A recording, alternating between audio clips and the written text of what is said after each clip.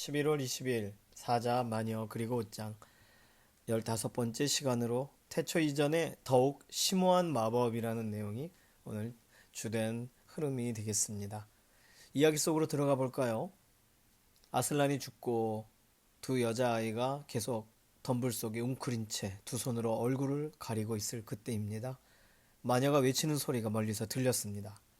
자, 다들 나를 따르라.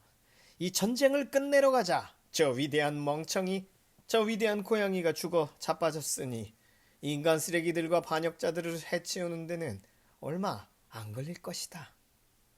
그로부터 몇 초 동안은 아이들에게 위험천만한 순간이었습니다. 악독한 와합지졸들이 거친 함성을 내지르면서 막 찢어질 듯이 백파이프를 불고 뿔나파를 귀가 따갑게 불면서 언덕 꼭대기를 휩쓸고 비탈길로 물밀듯이 내려와서 아이들이 숨어있는 곳 바로 옆을 지나갔기 때문입니다. 요괴들이 찬바람처럼 스쳐 지나가고 미노타우루스들이 옆으로 뛰어가자 땅이 뒤집히는 것 같았습니다. 머리 위로는 독수리와 거대한 박쥐들이 사악한 날개를 퍼덕이며 질풍처럼 지나갑니다.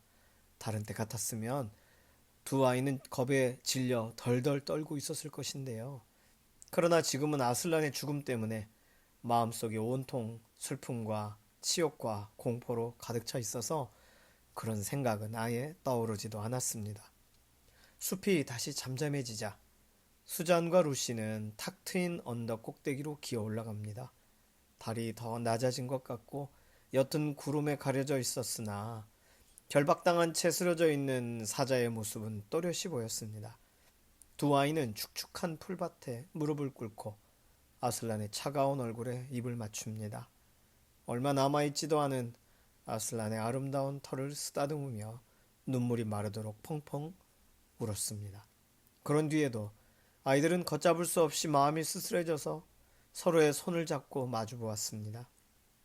그러다가 또다시 울고 울음을 계속 터뜨립니다. 주인은 다시 잠잠해졌습니다. 루시가 말합니다. 저 무시무시한 재갈은 차마 못 보겠어. 우리가 빼내면 어떨까? 그리하여 둘은 아슬란 입에 묶여있던 재갈을 빼내기 시작합니다. 그러나 추워서 손가락이 굳어있는 데다 한밤중이었던 탓에 무척이나 오랜 시간이 걸려서야 간신히 재갈을 빼냅니다. 아이들은 재갈이 없어진 아슬란의 얼굴을 보고는 다시 울음을 터뜨리며 입을 맞추고 쓰다듬고 정성을 다해 거품과 피를 닦아주었습니다. 말로 표현할 수 없을 만큼 고독하고 절망스럽고 무서운 일이었습니다. 수잔이 말합니다. 결박도 풀 수 있을까? 그러나 적개심에 휩싸인 적들이 밧줄을 어찌나 꽉 묶었는지 두 아이는 매듭에 손도 대지 못했습니다.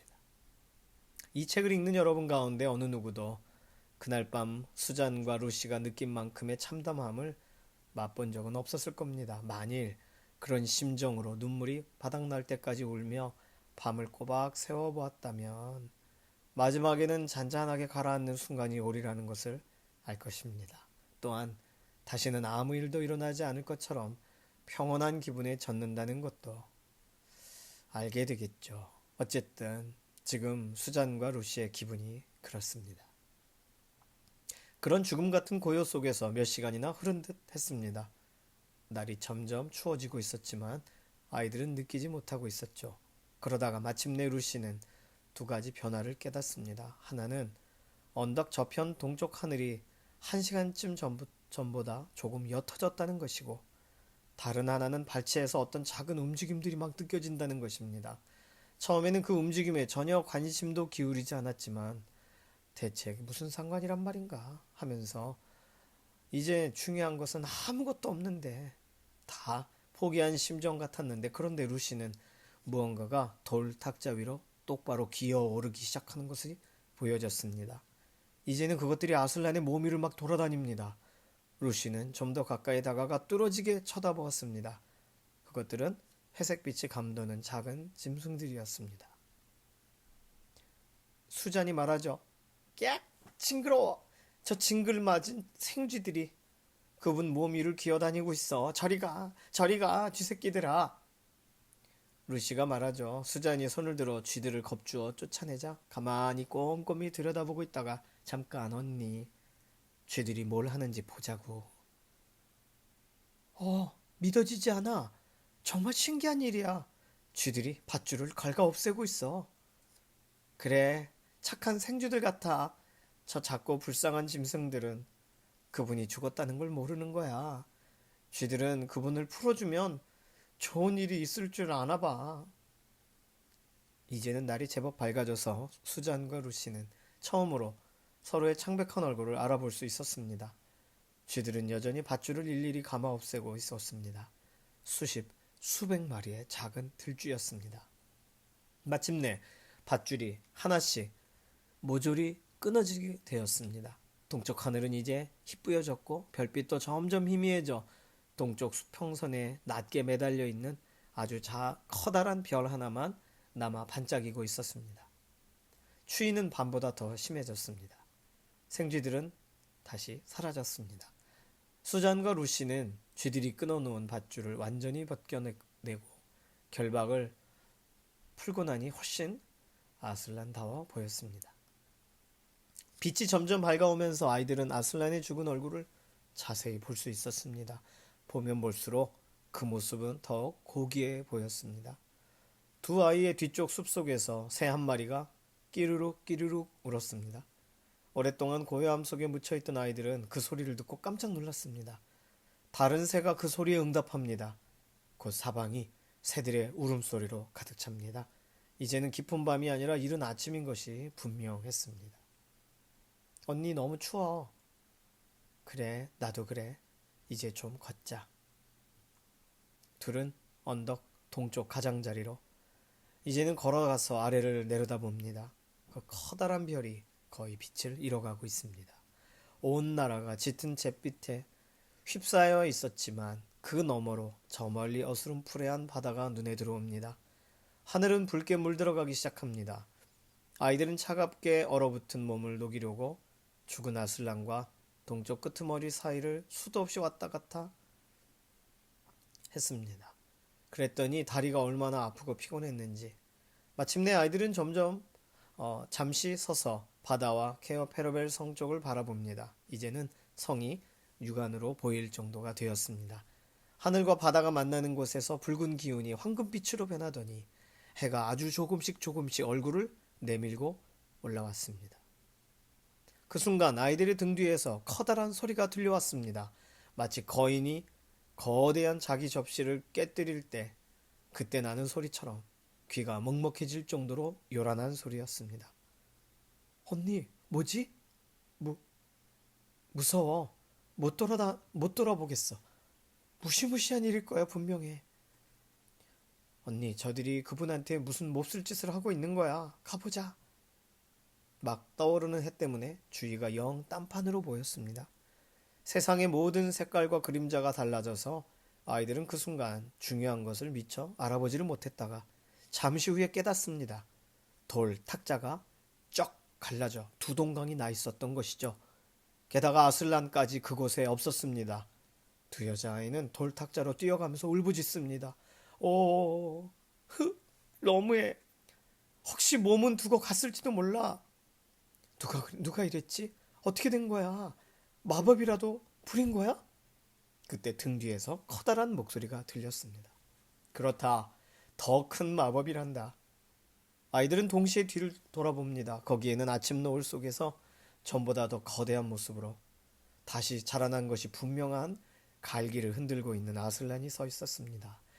아이들은 둘 다 기쁨과 놀라움을 감추지 못한 채 아슬란을 뚫어지게 바라보면서 소리칩니다.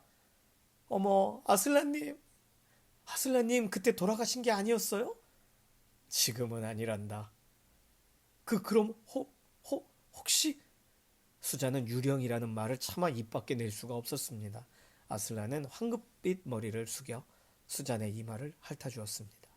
아슬란의 따뜻한 숨결과 털 주위에 밴 듯한 강한 채취가 수잔에게 확 끼쳐왔습니다. 수잔, 그렇게 보이느냐? 어머, 진짜군요. 진짜예요. 아슬란님! 두 아이는 아슬란에게 매달려 마구 입맞춤을 퍼부었습니다. 수자는 마음이 좀 가라앉자 다시 묻습니다. 그런데 이게 다 어떻게 된 거예요? 마녀는 심오한 마법을 알긴 하지만 그보다 더 심오한 마법이 있다는 것을 모르고 있지. 마녀는 태초 이후에 대해서만 알고 있을 뿐이야. 하지만 마녀가 태초 이전에 고요와 어둠이 존재하던 때를 조금이라도 더 내다볼 수 있었다면 또 다른 마법이 있다는 것을 알았을 게다. 결백한 자가 반역자의 죄를 대신하여 스스로 목숨을 바치면 돌 탁자는 깨지고 죽음 그 자체가 다시 원상태로 돌아간다는 것이지. 이제 루시는 펄쩍 뛰어오르며 손을 치면서 어머 그랬군요. 그럼 이젠 얘들아 내 힘이 다시 돌아오는 게 느껴지는구나. 나를 한번 잡아보거라. 아슬란은 순식간에 눈을 밝게 빛내며 사지를 부르르 떨며 꼬리로 자기 몸을 쳐댔습니다. 그러더니 아이들 머리 위로 높이 뛰어올라 돌 탁자 맞은편에 내려섭니다. 루시는 깔깔거리면서 자기도 모르게 아슬란에게 다가가려고 돌 탁자 위를 기어 올라갔습니다. 아슬란은 또다시 펄쩍 뜁니다. 그리하여 아주 신나는 술래잡기가 시작되었습니다. 아슬란은 아이들 손이 닿지 않을 정도로 언덕 꼭대기를 빙빙 돌기도 하고 잘하면 꼬리를 잡을 수 있을 만큼 아이들 사이로 가깝게 뛰어들기도 했습니다. 그런가 하면 놀랄 만큼 부드럽고 거대한 앞발로 아이들을 공중 높이 던져 올렸다가 다시 받아 안기도 했습니다. 그러다가 갑자기 동작을 멈췄습니다. 이제 아슬란과 루시와 수자는 행복한 웃음을 터뜨리며 함께 털과 팔과 다리를 포개고 뒹굴었습니다. 나니아가 아닌 곳에서는 어느 누구도 맛볼 수 없는 장난이었습니다. 천둥 번개와 함께 노는 기분이었다고 할까요? 새끼 고양이와 노는 기분이었다고 할까요? 루시는 도무지 판단이 서지 않았습니다. 마침내 세 명 모두 햇빛 속에서 숨을 몰아쉬며 드러눕습니다. 신기하게도 루시와 수자는 전혀 피곤하거나 배고프거나 목마르지가 않았습니다. 이젠 일을 해야겠군. 한번 포효하고 싶구나. 너희들은 귀를 막는 게 좋을 것 같구나. 아이들은 그 말을 따랐습니다. 아슬란이 일어나 입을 쩍 벌리고 포효하기 시작합니다. 아이들은 아슬란의 얼굴이 너무 무섭게 보여 감히 쳐다보지도 못합니다. 아슬란 앞에 서 있는 나무들이 마치 바람 앞에 휘어지는 초원의 풀처럼 아슬란의 포효와 함께 튀어나온 입김을 받아 휘청휘청 거렸습니다. 얘들아 갈 길이 멀다. 내 등에 타거라. 아슬란이 웅크리자 아이들은 따뜻한 황금빛 등에 올라탑니다. 수잔이 앞에 앉아 갈기를 꽉 붙들고 루시는 그 뒤에서 수잔을 꼭 잡습니다. 아슬란은 아이들을 태우고 일어나자마자 어떤 말에게도 뒤지지 않을 만큼 빠르게 우거진 숲을 향해 내달립니다. 아마 그때의 질주는 아이들이 나니아에서 경험한 가장 멋진 일이었을 것입니다. 여러분은 말을 타고 전속력으로 달려본 적이 있나요? 그 상황을 생각해 보면 좋겠어요. 따그닥따그닥거리는 말발굽 소리와 짤랑거리는 제갈 소리 대신 거의 아무 소리로 나지 않는 거. 또 까맣거나 회색이거나 밤색인 말 등 대신 부드럽고 덥수룩한 황금빛 털과 바람결에 휘날리는 갈기를 상상해 보세요. 아슬란은 가장 빠른 경주마보다 2배 정도나 빠르게 달려가고 있습니다. 게다가 방향을 가르쳐 줄 필요도 없고 아무리 달려도 전혀 지치지가 않습니다. 아슬란은 발을 헛디디는 일도 머뭇거리는 법도 없이 완벽한 기술로 나무줄기 사이를 뚫고 지나가 덤불과 들장미와 작은 시내를 훌쩍 뛰어넘고 좀 더 넓은 시내는 첨벙첨벙 걸어서 건너며 가장 큰 시내는 헤엄쳐서 나아갑니다. 이렇게 계속 쉬지 않고 돌진했습니다. 여러분은 지금 그들과 함께 도로나 공원이나 언덕이 아닌 바로 나니아를 가로지른다고 상상해 보세요. 그것도 봄날에 너도 밤나무가 늘어선 고요한 가로수길을 따라 내려 햇살이 눈부신 참나무 사이의 오솔길을 달리고 눈처럼 하얀 야생 벚나무 과수원을 지나 요란스레 떨어지는 폭포와 이끼 낀 바위와 메아리가 울리는 동굴을 지나 가시금작화가 무성한 바람 부는 비탈을 내려가 희수로 뒤덮인 산 중턱을 가로질러 눈이 어찌러찌란 산등성이를 따라 아래로 아래로 아래로 인적 없는 골짜기를 향해 내려가서 파란 꽃이 만발한 드넓은 곳으로 나아가고 있다고 가정해 보세요. 정오쯤 그들은 성이 있는 가파른 언덕 기슭을 내려다보게 되었습니다. 아이들이 서 있는 곳에서는 성이 마치 조그마한 장난감처럼 보였습니다. 첨탑이 잔뜩 늘어서 있는 정도로밖에 보이지가 않을 정도죠. 사자는 엄청난 속력으로 달렸습니다. 그 성은 시시각각으로 커지면서 대체 어떤 성인지 궁금해할 겨를도 없이 벌써 눈앞에 다가와 있었습니다. 이제 그 성은 더 이상 장난감 성이 아니라 그들 앞에 위압적으로 우뚝 솟아 있습니다. 총안이 있는 흉벅이에서 밖을 내다보고 있는 얼굴은 없었으며 성문 또한 굳게 닫혀 있었습니다. 아슬란은 속력을 늦추지 않고 총알처럼 성문을 향해 똑바로 달려듭니다. 얘들아, 마녀의 집이다. 자, 꽉 잡아. 다음 순간 아이들은 온 세상이 다 뒤집히고 혼이 빠져나가는 것처럼 사자가 온 힘을 다하여 어느 때보다 더욱 높이 뛰어올라 마치 하늘을 가로질러 날아오르는 것처럼 성벽을 뛰어넘습니다. 수잔과 루시는 사자의 등에서 석상이 가득한 넓은 안뜰 한가운데로 굴러 떨어졌습니다.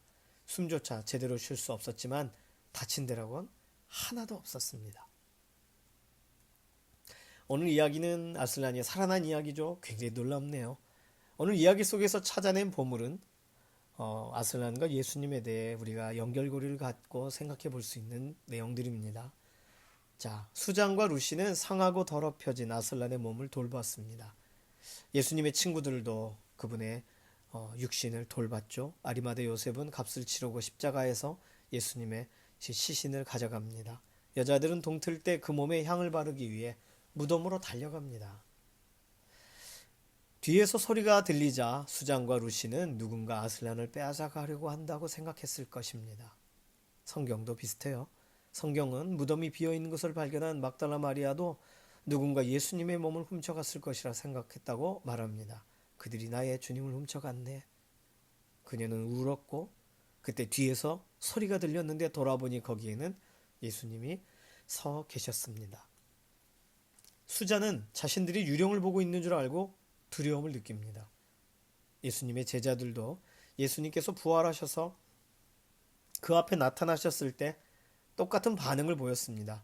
예수님께서는 그들에게 아직도 십자가의 못자국에 남아있는 영광스러운 몸을 보여주시면서 정말 그분 자신임을 확인해 주십니다. 아슬란은 심오한 마법과 황제의 더욱 심오한 마법에 대해 이야기하죠. 사도 바울은 십자가에서 돌아가신 예수님의 죽음 뒤에는 더 심오한 의미가 있다고 설명했습니다. 고린도전서 2장에 그러나 우리는 성숙한 사람들 가운데에서 지혜를 말합니다. 그런데 이 지혜는 이 세상의 지혜나 멸망하여 버릴 자들인 이 세상 통치자들의 지혜가 아닙니다. 우리는 비밀로 감춰져 있는 하나님의 지혜를 말합니다. 그것은 하나님께서 우리를 영광스럽게 하시려고 영세전에 미리 정하신 지혜입니다. 이 세상 통치자들 가운데는 이 지혜를 아는 사람이 하나도 없습니다. 그들이 알았더라면 영광의 주님을 십자가에 못 박지 않았을 것이기 때문이죠. 더 심한 마법은 결백한 자가 반역자의 죄를 대신하여 스스로 목숨을 바치면 돌 탁자는 깨지고 죽음 그 자체가 다시 원상태로 돌아간다는 마법이죠. 로마서 5장에 의인을 위해서 죽을 자가 하나도 없고 더욱이 선한 사람을 위해서 감히 죽을 자는 드문데 그러나 우리가 아직 죄인 되었을 때 그리스도께서 우리를 위하여 죽으셔서 이리하여 하나님께서는 우리들에 대한 그분의 사랑을 확증하셨다. 이렇게 설명합니다.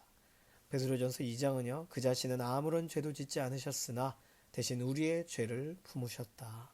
이렇게 설명하고요. 갈라디아서 3장은 그리스도께서 우리를 위하여 저주를 받은 사람이 되심으로 이사야 53장은 그가 상처를 받은 것은 우리의 악함 때문이며 그는 우리의 죄로 인해 징계를 받으셨고 그리고 그분이 매를 맞음으로 우리는 병에 나았게 되었다 설명합니다. 고린도전서 15장은요. 죽음을 삼키고서 승리를 얻으셨다 설명하죠. 아슬란이 말했듯이 죽음 그 자체가 다시 원상태로 돌아갑니다. 부활한 아슬란은 바로 마녀의 성으로 돌격합니다. 거기에서 그는 마녀가 잡아들여 돌로 만들어 놓은 것들을 모두 자유롭게 해줄 것입니다. 성경은요, 예수님께서 우리를 그렇게 하셨다고 설명합니다. 이번 내용은요, 그리스도의 속죄에 관련된 연관 구절들을 살펴볼 필요가 있습니다. 요한복음 3장 16절, 17절, 로마서 3장 23절에서 26절, 히브리서 9장 14절 말씀을 겸해서 살펴보시길 바랍니다. 우리 삶 속의 보물, 목장 함께 나눔의 질문은요. 첫 번째, 아슬란은 기꺼이 자신의 생명을 에드먼드를 위해 내놓았을 때 석판이 두 조각으로 깨어진 것을 우리가 보게 되었죠.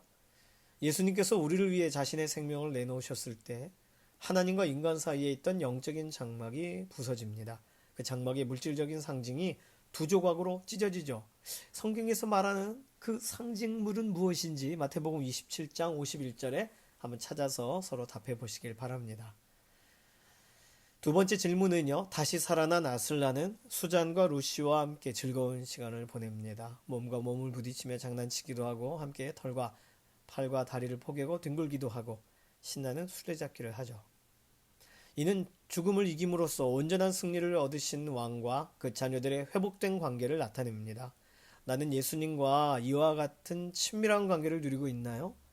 서로에게 좀 질문해 보실까요? 그리고 오늘 내용을 통해 특별하게 생각하게 된 부분은 무엇인지 서로 함께 나누시고 기도로 모임을 맞춰주시면 되겠습니다. 이번 한 주간도 이 이야기가 우리 마음 가운데 있어서요. 이번 한 주 우리를 어느 상황 가운데에서든지 주인공으로 쓰기 원하시는 하나님의 그 계획에 가장 걸맞는 주인공답게 살아가시기를 축복합니다. 서로를 위해 기도해 주세요. 11월 마지막 주 27일은요. 16번째 챕터로 석상들에게 벌어진 일, 어떤 일이 벌어졌는지 궁금하시죠? 다음 주에 그 내용을 다루겠습니다. 아슬란과 루시와 수잔이 재회해요. 그 장면이 이렇게 나와 있네요. 예, 그쵸. 죽었는 줄 알았는데 살아난 이야기죠. 네, 오늘 내용 가장 극적인 내용이 아닌가 싶습니다. 기도하겠습니다. 살아계신 하나님 감사합니다. 우리 인생에 극적으로 개입해 주셔서 우리는 상상할 수 없는 놀라운 회복을 보게 하신 하나님. 오늘 예수님과 거리감이 있던 우리들이 예수님과 가까워지는 삶이 되도록 이끌어 주심을 감사합니다. 혹시 이 내용을 함께 듣는 분 중에 아직 이 아슬란의 이야기와 같은 놀라운 더 심오한 마법, 더 심오한 의미와 이야기에 대해 아직 알지 못하는 분들이 믿어지는 자리가 되기를 원하고 예수님에 대해 더 궁금해져서 성경에서 설명하고 있는 이야기들이 읽을 때 더 마음에 와닿는 그런 특별한 일들도 하나님이 선물로 허락해 주시옵소서. 이번 한 주간 우리를 사용하실 하나님의 선하신 계획을 인하여 감사드리며 살아계신 예수님의 이름으로 기도드립니다. 아멘. 들어주시느라 수고하셨습니다. 다음 주에 뵙겠습니다.